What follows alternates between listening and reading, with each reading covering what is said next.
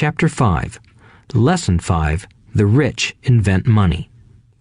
Often in the real world, it's not the smart who get ahead, but the bold.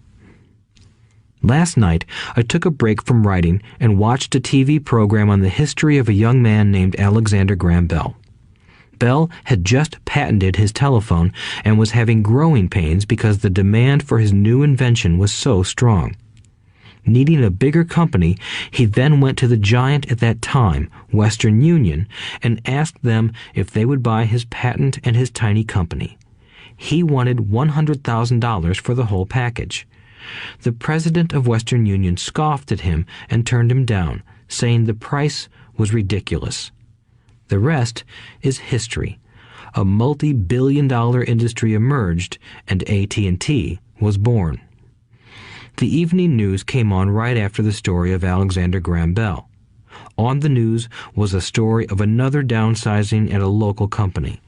The workers were angry and complained that the company ownership was unfair.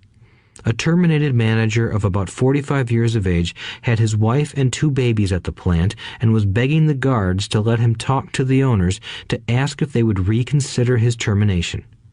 He had just bought a house and was afraid of losing it. The camera focused in on his pleading for all the world to see. Needless to say, it held my attention. I have been teaching professionally since 1984. It has been a great experience and a rewarding one. It is also a disturbing profession, for I have taught thousands of individuals, and I see one thing in common in all of us, myself included. We all have tremendous potential, and we all are blessed with gifts. Yet the one thing that holds all of us back is some degree of self-doubt. It is not so much the lack of technical information that holds us back, but more the lack of self-confidence. Some are more affected than others. Once we leave school, most of us know that it is not so much a matter of college degrees or good grades that count. In the real world, outside of academics, something more than just grades is required. I have heard it called many things: guts, chutzpah, balls, audacity, bravado, cunning, daring, tenacity, and brilliance. This factor, whatever it is labeled, ultimately decides one's future much more than school grades do. Inside each of us is one of these brave, brilliant, and daring characters.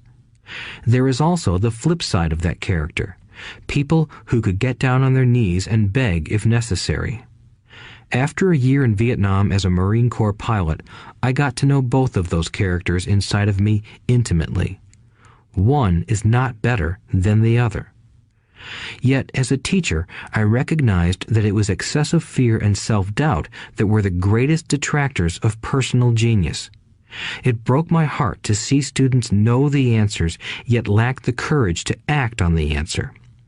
Often, in the real world, it's not the smart who get ahead, but the bold. In my personal experience, your financial genius requires both technical knowledge as well as courage. If fear is too strong, the genius is suppressed. In my classes, I strongly urge students to learn to take risks, to be bold, and to let their genius convert that fear into power and brilliance. It works for some and just terrifies others. I have come to realize that for most people, when it comes to the subject of money, they would rather play it safe. I have had to field questions such as, why take risks? Why should I bother developing my financial IQ? Why should I become financially literate? And I answer, just to have more options. There are huge changes up ahead. In the coming years, there will be more people just like the young inventor Alexander Graham Bell. There will be 100 people like Bill Gates and hugely successful companies like Microsoft created every year all over the world. And there will also be many more bankruptcies, layoffs, and downsizings. So why bother developing your financial IQ? No one can answer that but you. Yet I can tell you why I myself do it. I do it because it is the most exciting time to be alive. I'd rather be welcoming change than dreading change. I'd rather be excited about making millions than worrying about not getting a raise. This period we are in now is a most exciting time, unprecedented in our world's history. Generations from now, people will look back at this period of time and remark at what an exciting era it must have been. It was the death of the old and birth of the new. It was full of turmoil, and it was exciting. So why bother developing your financial IQ? Because if you do, you will prosper greatly. And if you don't, this period of time will be a frightening one. It will be a time of watching some people move boldly forward while others cling to worn-out life preservers. Land was wealth 300 years ago, so the person who owned the land owned the wealth. Later, wealth was in factories and production, and America rose to dominance. The industrialist owned the wealth. Today, wealth is in information, and the person who has the most timely information owns the wealth. The problem is that information flies around the world at the speed of light. The new wealth cannot be contained by boundaries and borders as land and factories were. The changes will be faster and more dramatic. There will be a dramatic increase in the number of new multimillionaires. There also will be those who are left behind. I find so many people struggling today, often working harder, simply because they cling to old ideas. They want things to be the way they were, and they resist change. I know people who are losing their jobs or their houses, and they blame technology or the economy or their boss. Sadly, they fail to realize that they might be the problem. Old ideas are their biggest liability. It is a liability simply because they fail to realize that while that idea or way of doing something was an asset yesterday, yesterday is gone. One afternoon, I was teaching how to invest using a board game I had invented, Cash Flow, as a teaching tool. A friend had brought someone along to attend the class. This friend of a friend was recently divorced, had been badly burned in the divorce settlement, and was now searching for some answers. Her friend thought the class might help. The game was designed to help people learn how money works. In playing the game, they learn about the interaction of the income statement with the balance sheet. They learn how cash flows between the two and how the road to wealth is through striving to increase your monthly cash flow from the asset column to the point that it exceeds your monthly expenses. Once you accomplish this, you are able to get out of the rat race and out onto the fast track. As I have said, some people hate the game, some love it, and others miss the point. This woman missed a valuable opportunity to learn something. In the opening round, she drew a doodad card with the boat on it. At first, she was happy. "Oh, I've got a boat." Then, as her friend tried to explain how the numbers worked on her income statement and balance sheet, she got frustrated because she had never liked math. The rest of her table waited while her friend continued explaining the relationship between the income statement, balance sheet, and monthly cash flow. Suddenly, when she realized how the numbers worked, it dawned on her that her boat was eating her alive. Later on in the game, she was also downsized and had a child. It was a horrible game for her. After the class, her friend came by and told me that she was upset. She had come to the class to learn about investing and did not like the idea that it took so long to play a silly game. Her friend attempted to tell her to look within herself to see if the game reflected her in any way. With that suggestion, the woman demanded her money back. She said that the very idea that a game could be a reflection of her was ridiculous. Her money was promptly refunded, and she left. Since 1984, I have made millions simply by doing what the school system does not do. In school, most teachers lecture. I hated lectures as a student. I was soon bored, and my mind would drift. In 1984, I began teaching via games and simulations, and I still rely on these tools today. I always encourage adult students to look at games as reflecting back to them what they know and what they need to learn. Most importantly, games reflect behavior. They are instant feedback systems. Instead of the teacher lecturing you, the game is giving you a personalized lecture, one that is custom-made just for you. The friend of the woman who left later called to give me an update. She said her friend was fine and had calmed down. In her cooling-off period, she could see some slight relationship between the game and her life. Although she and her husband did not own a boat, they did own everything else imaginable. She was angry after their divorce, both because he had run off with a younger woman and because, after 20 years of marriage, they had accumulated little in the way of assets. There was virtually nothing for them to split. Their 20 years of married life had been incredible fun, but all they had accumulated was a ton of doodads. She realized that her anger at doing the numbers, the income statement and balance sheet, came from her embarrassment about not understanding them. She believed that finances were the man's job. She maintained the house and did the entertaining, and he handled the finances. She was now quite certain that in the last 5 years of their marriage, he had hidden money from her. She was angry at herself for not being more aware of where the money was going, as well as for not knowing about the other woman. Just like a board game, the world is always providing us with instant feedback. We could learn a lot if we tuned in more.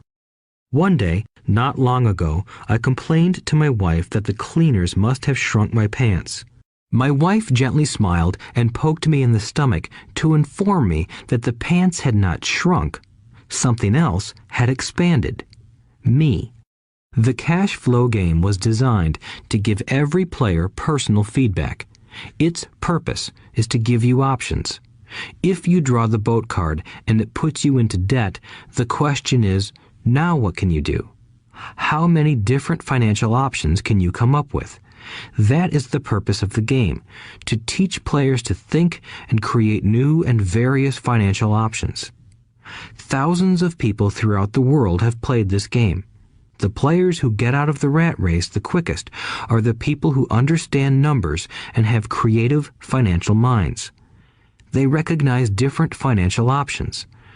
Rich people are often creative and take calculated risks. People who take the longest are people who are not familiar with numbers and often do not understand the power of investing. Some people playing cash flow gain lots of money in the game, but they don't know what to do with it. Even though they have money, everyone else seems to be getting ahead of them. And that is true in real life. There are a lot of people who have a lot of money and do not get ahead financially. Limiting your options is the same as hanging on to old ideas. I have a friend from high school who now works at 3 jobs. Years ago, he was the richest of all my classmates. When the local sugar plantation closed, the company he worked for went down with the plantation. In his mind, he had but one option, and that was the old option: work hard. The problem was that he couldn't find an equivalent job that recognized his seniority from the old company. As a result, he is overqualified for the jobs he currently has, so his salary is lower. He now works 3 jobs to earn enough to survive. I have watched people playing cash flow complain that the right opportunity cards are not coming their way, so they sit there. I know people who do that in real life. They wait for the right opportunity. I have watched people get the right opportunity card and then not have enough money. Then they complain that they would have gotten out of the rat race if they had had more money. So they sit there. I know people in real life who do that also.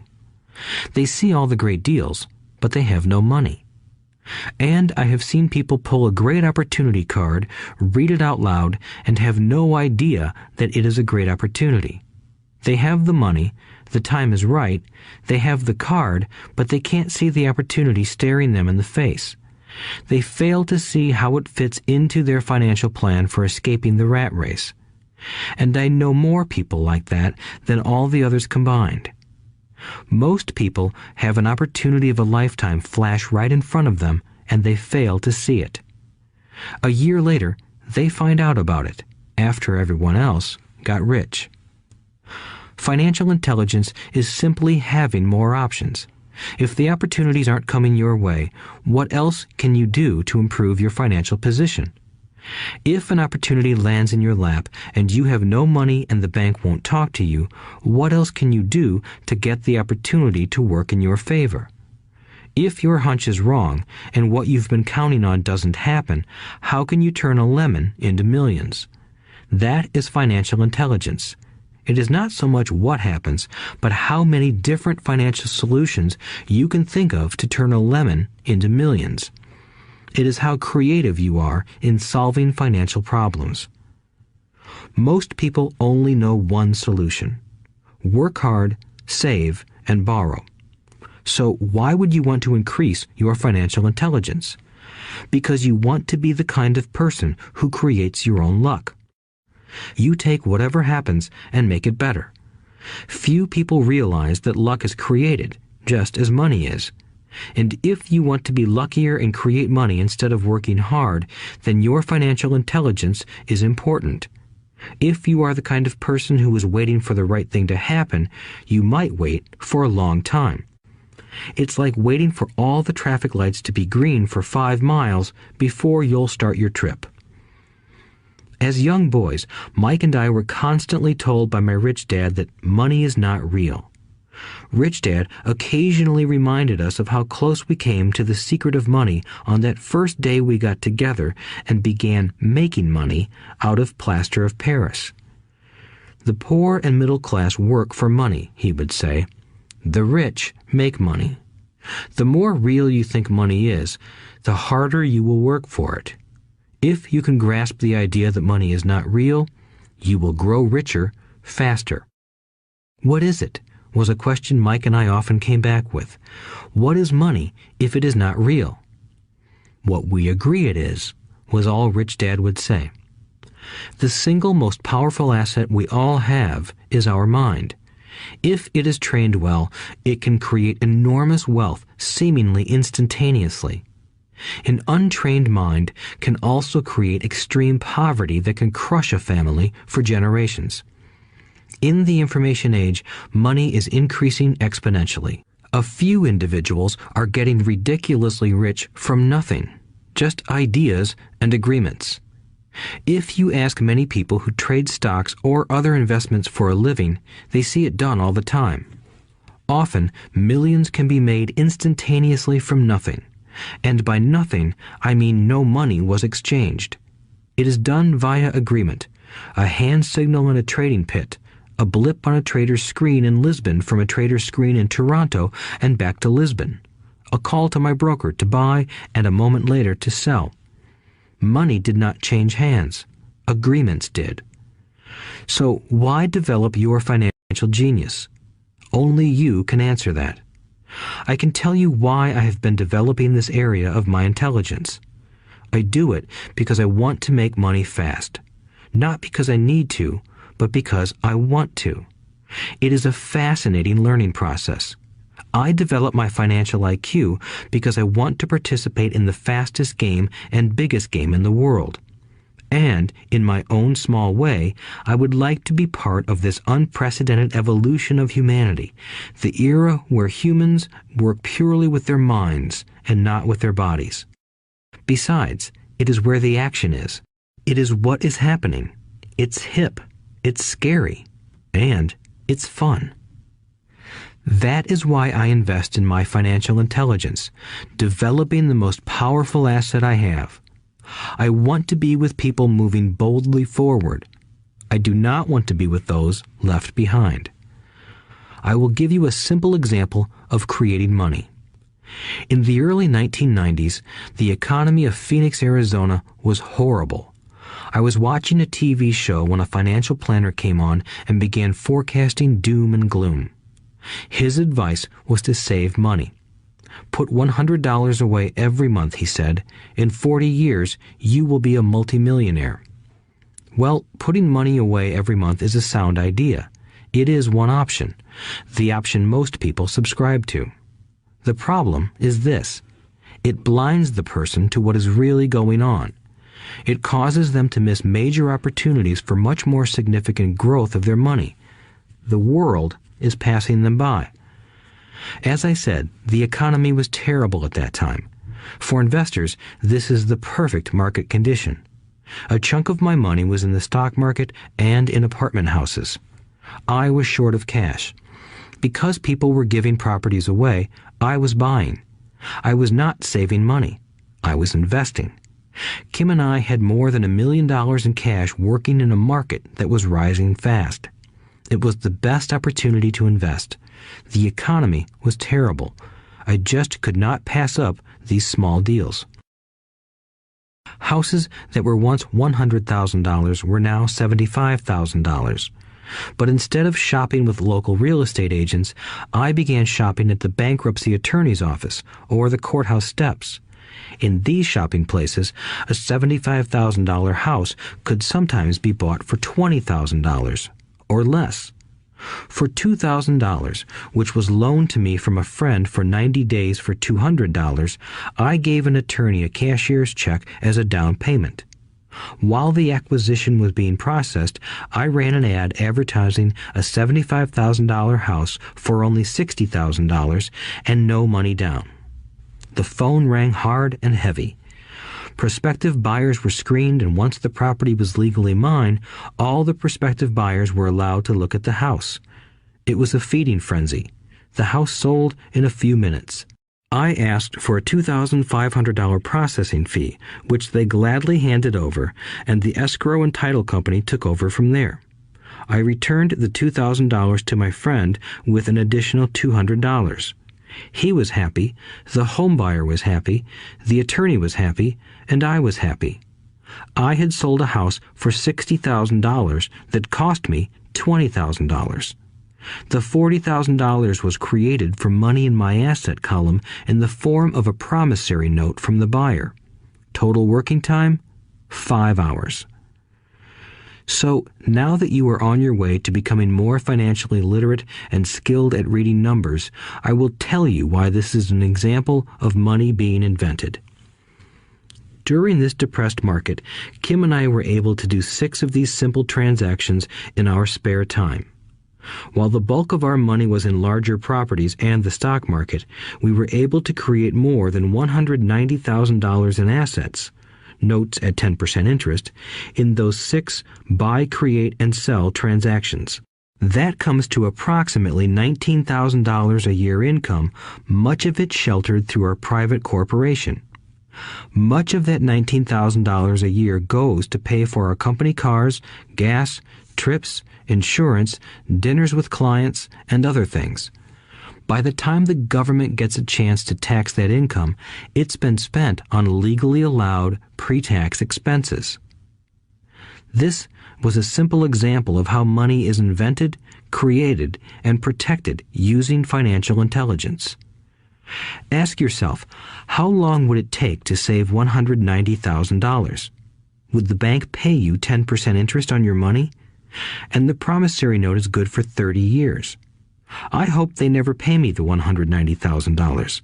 I have to pay a tax if they pay me the principal, and besides, $19,000 paid over 30 years is a little over $500,000 in income.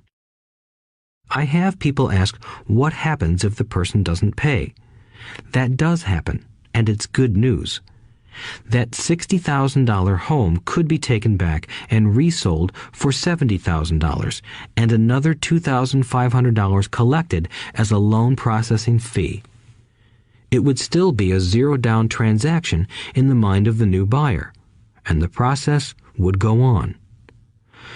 The first time I sold the house, I paid back the $2,000, so technically I have no money in the transaction. My return on investment, ROI, is infinity.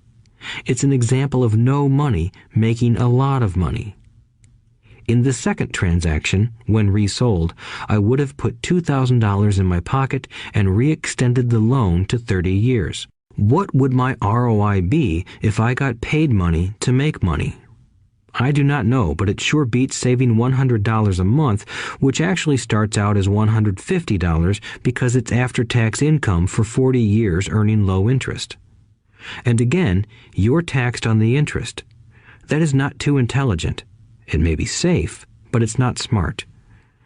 A few years later, as the Phoenix real estate market strengthened, those houses we sold for $60,000 became worth $110,000.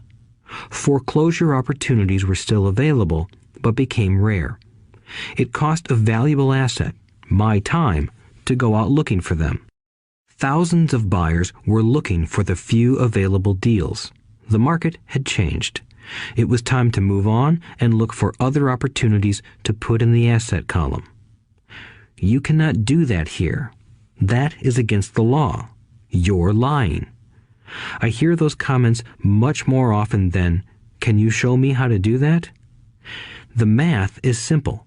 You do not need algebra or calculus, and the escrow company handles the legal transaction and the servicing of the payments. I have no roofs to fix or toilets to unplug because the owners do that. It's their house.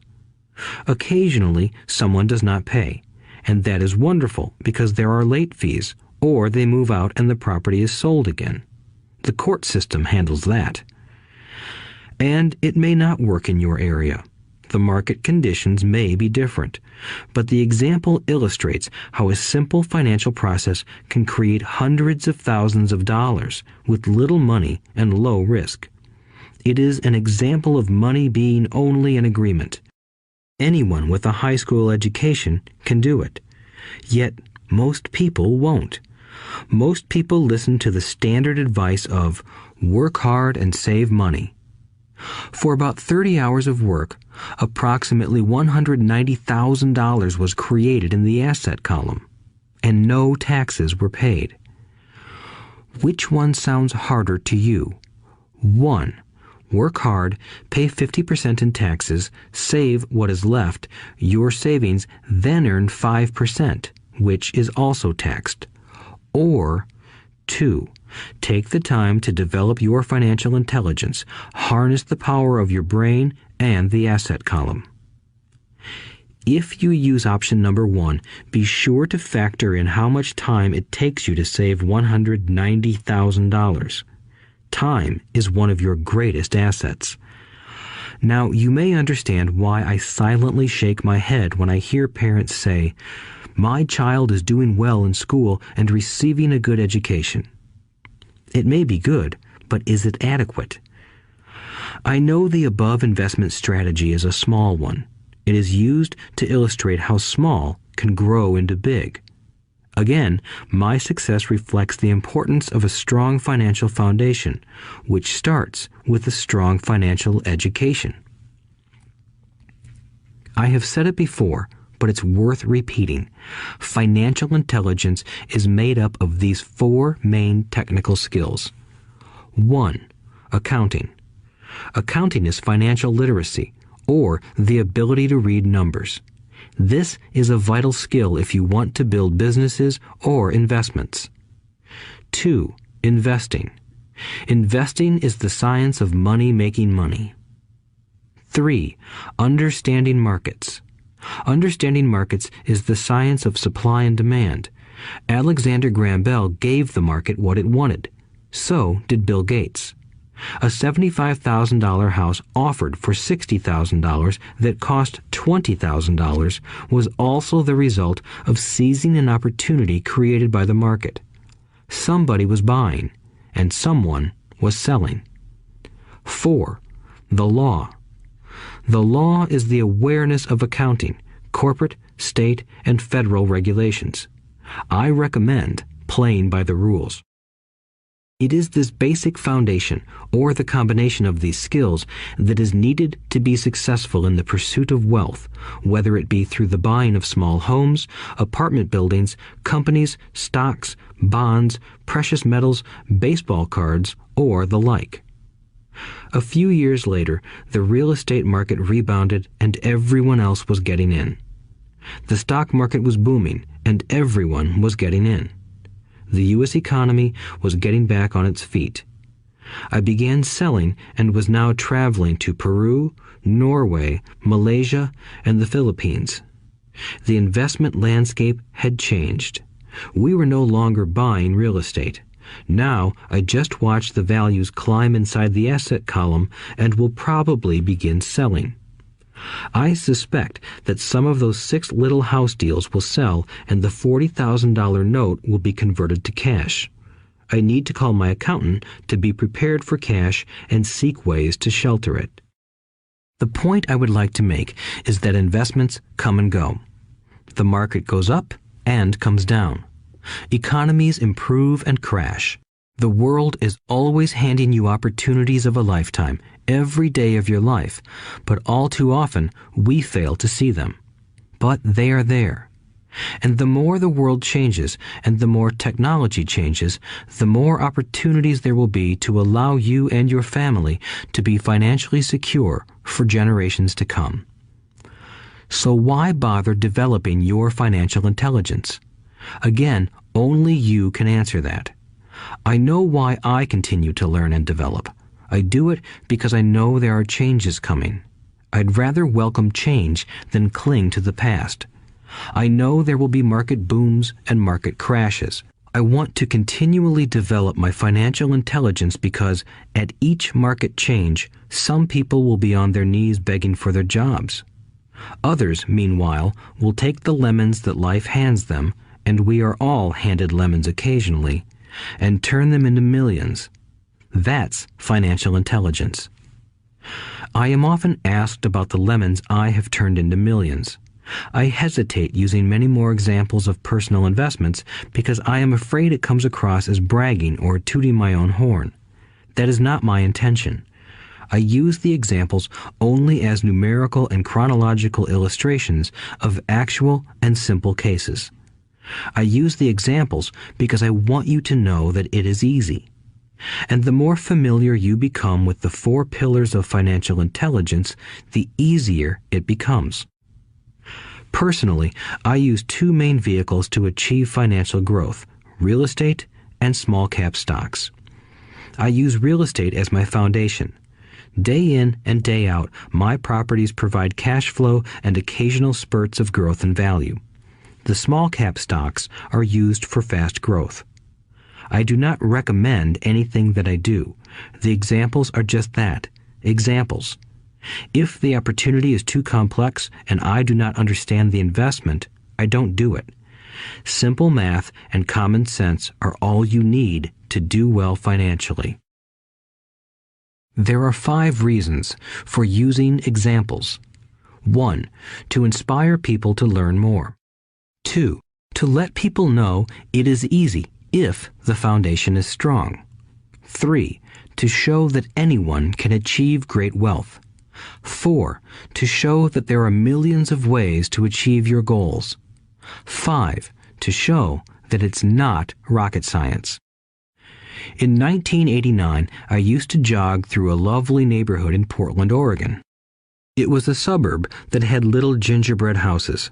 They were small and cute. I almost expected to see Little Red Riding Hood skipping down the sidewalk on her way to Granny's. There were for sale signs everywhere. The timber market was terrible. The stock market had just crashed, and the economy was depressed. On one street, I noticed a for sale sign that was up longer than most. It looked old. Jogging past it one day, I ran into the owner, who looked troubled. "What are you asking for your house?" I asked. The owner turned and smiled weakly. "Make me an offer," he said. "It's been for sale for over a year. Nobody even comes by anymore to look at it."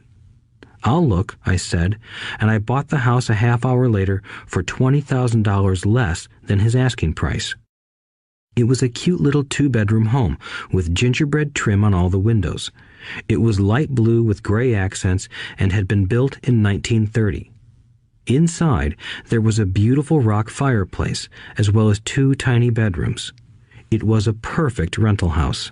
I gave the owner $5,000 down for a $45,000 house that was really worth $65,000, except that no one wanted to buy it. The owner moved out in a week, happy to be free, and my first tenant moved in, a local college professor. After the mortgage, expenses, and management fees were paid, I put a little less than $40 in my pocket at the end of each month. Hardly exciting.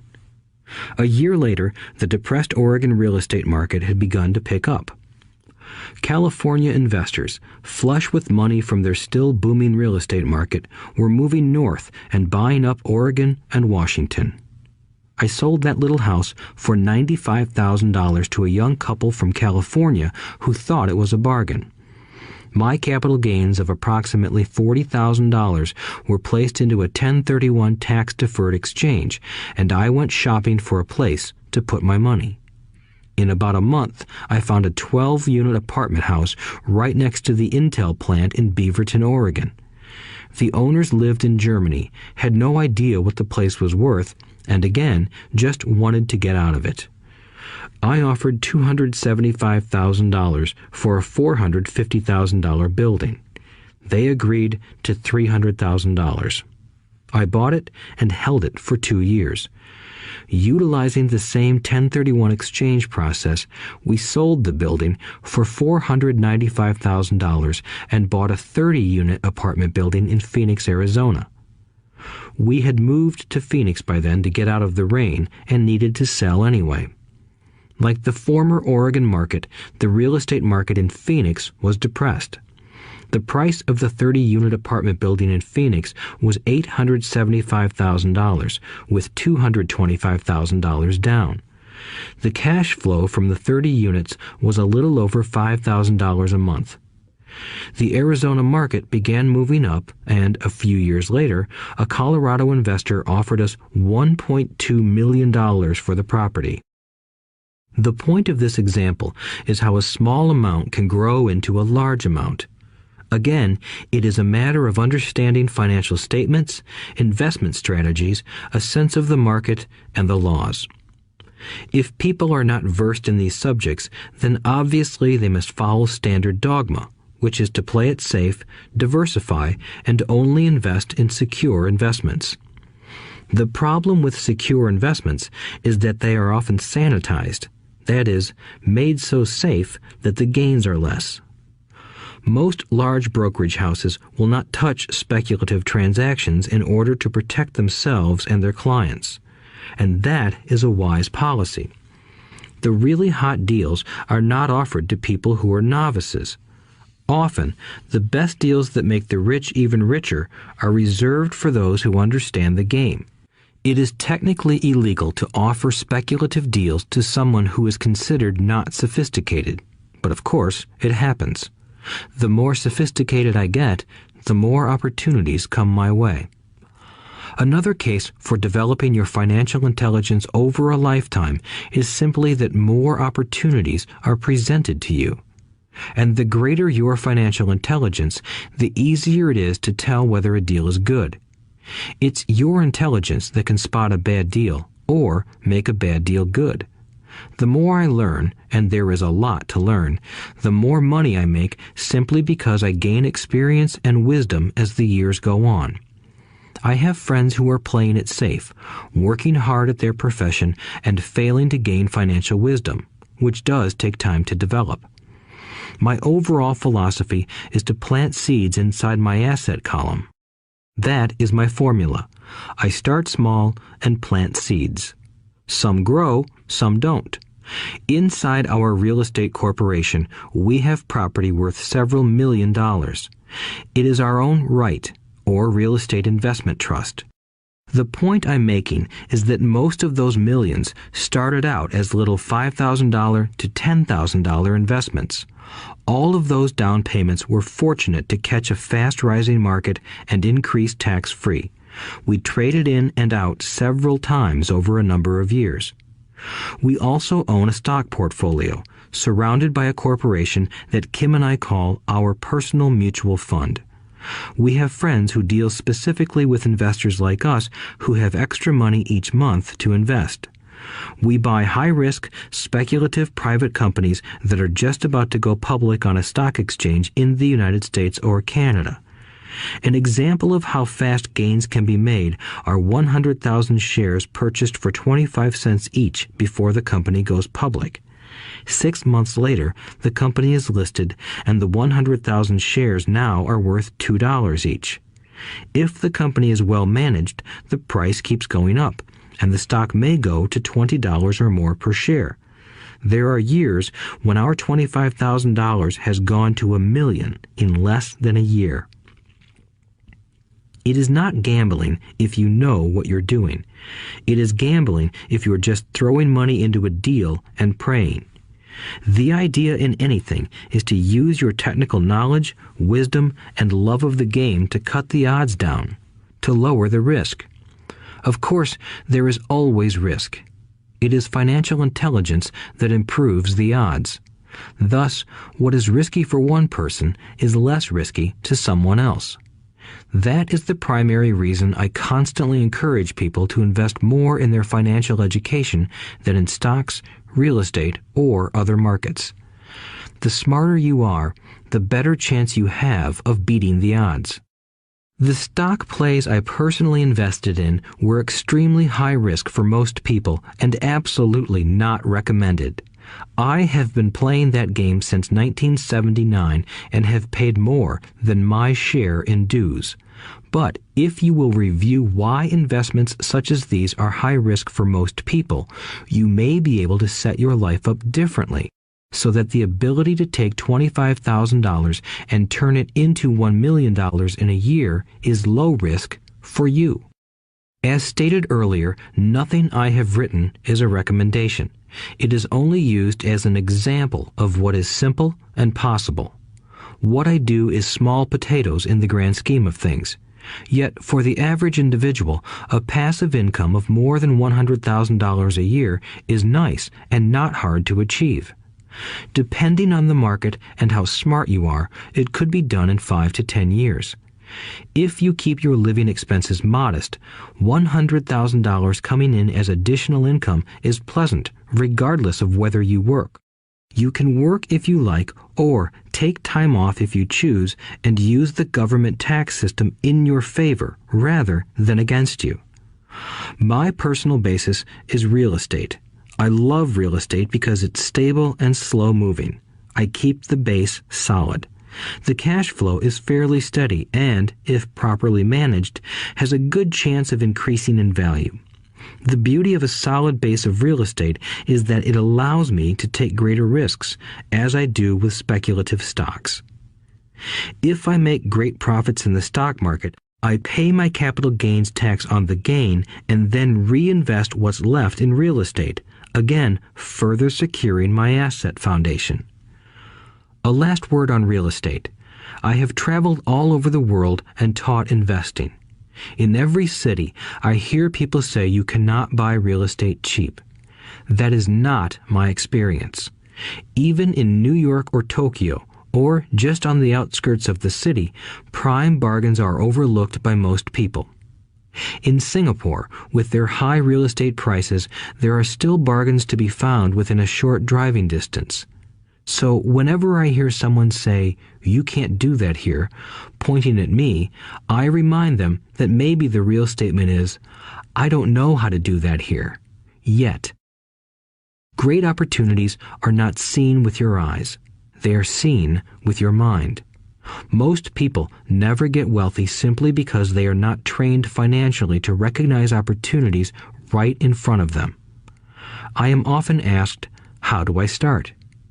In the final chapter of this audiobook, I offer 10 steps that I followed on the road to my financial freedom. But always remember to have fun. When you learn the rules and the vocabulary of investing and begin to build your asset column, I think you'll find that it's as fun a game as you've ever played. Sometimes you win, and sometimes you learn. But have fun. Most people never win because they're more afraid of losing. That is why I found school so silly. In school, we learn that mistakes are bad, and we are punished for making them. Yet if you look at the way humans are designed to learn, we learn by making mistakes. We learn to walk by falling down. If we never fell down, we would never walk. The same is true for learning to ride a bike. I still have scars on my knees, but today I can ride a bike without thinking. The same is true for getting rich. Unfortunately, the main reason most people are not rich is because they are terrified of losing. Winners are not afraid of losing, but losers are. Failure is part of the process of success. People who avoid failure also avoid success. I look at money much like my game of tennis. I play hard, make mistakes, correct, make more mistakes, correct, and I get better. If I lose the game, I reach across the net, shake my opponent's hand, smile, and say, "See you next Saturday." There are two kinds of investors. One, the first and most common type is a person who buys a packaged investment. They call a retail outlet, such as a real estate company, a stockbroker, or a financial planner, and they buy something. It could be a mutual fund, a right, a stock, or bond. It is a clean and simple way of investing. An analogy would be a shopper who goes to a computer store and buys a computer right off the shelf. 2. The second type is an investor who creates investments. This investor usually assembles a deal in the same way a person who buys components builds a computer. I do not know the first thing about putting components of a computer together, but I do know how to put pieces of opportunities together, or know people who know how. It is this second type of investor who is the more professional investor. Sometimes it may take years for all the pieces to come together. And sometimes they never do. It is this second type of investor that my rich dad encouraged me to be. It is important to learn how to put the pieces together, because that is where the huge wins reside, and sometimes some huge losses if the tide goes against you. If you want to be the second type of investor, you need to develop 3 main skills. These skills are in addition to those required to become financially intelligent. 1. Find an opportunity that everyone else missed. You see with your mind what others miss with their eyes. For example, a friend bought this run-down old house. It was spooky to look at. Everyone wondered why he bought it. What he saw that we did not was that the house came with 4 extra empty lots. He discovered that after going to the title company. After buying the house, he tore the house down and sold the 5 lots to a builder for 3 times what he paid for the entire package. He made $75,000 for 2 months of work. It's not a lot of money, but it sure beats minimum wage, and it's not technically difficult. 2. Raise money. The average person only goes to the bank. This second type of investor needs to know how to raise capital, and there are many ways that don't require a bank. To get started, I learned how to buy houses without a bank. It was the learned skill of raising money more than the houses themselves that was priceless. All too often, I hear people say, "The bank won't lend me money," or "I don't have the money to buy it." If you want to be a Type 2 investor, you need to learn how to do that which stops most people. In other words, a majority of people let their lack of money stop them from making a deal. If you can avoid that obstacle, you will be millions ahead of those who don't learn those skills. There have been many times I have bought a house, a stock, or an apartment building without a penny in the bank. I once bought an apartment house for $1.2 million. I did what is called tying it up with a written contract between seller and buyer. I then raised the $100,000 deposit, which bought me 90 days to raise the rest of the money. Why did I do it? Simply because I knew it was worth $2 million. I never raised the money. Instead, the person who put up the $100,000 gave me $50,000 for finding the deal, took over my position, and I walked away. Total working time? 3 days. Again, it's what you know more than what you buy. Investing is not buying. It's more a case of knowing. 3. Organize smart people. Intelligent people are those who work with or hire a person who is more intelligent than they are.